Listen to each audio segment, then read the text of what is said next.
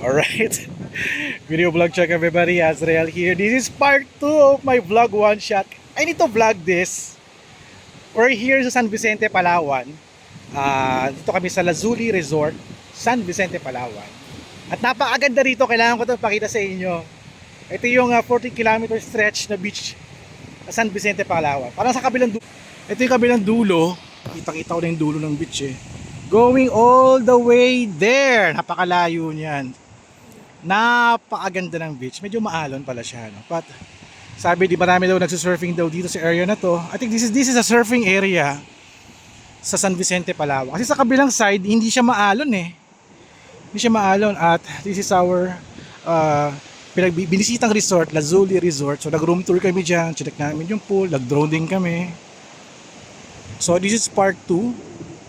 Medyo nag-vlog na tayo kasi sayang I want to show this to all of you. Napakaganda ng San Vicente, Palawan Beach. At ito yung pinakamagandang longest beach daw here in the Philippines.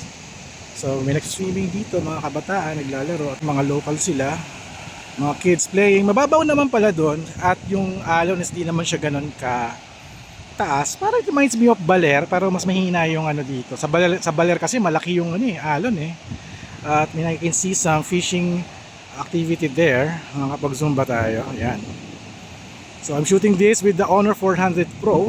And this is the islet dito na Meraki Rock Island. Ayan, San Vicente. Dito yung pinakandulo.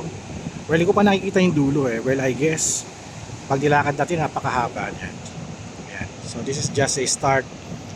This is just a start of our San Vicente Palawan tour.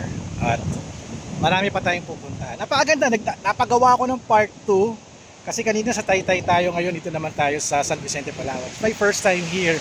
Kaya very special na magawa ko ng vlog one shot part 2 para mapakita ko sa inyo yung ganda dito. Grabe, ganda ng Pilipinas. Palawan pa lang, marami ka na mapupuntahan. Parang surprisingly, walang katao-tao dito ngayon. So I guess, pagka maraming tao to pag summer season.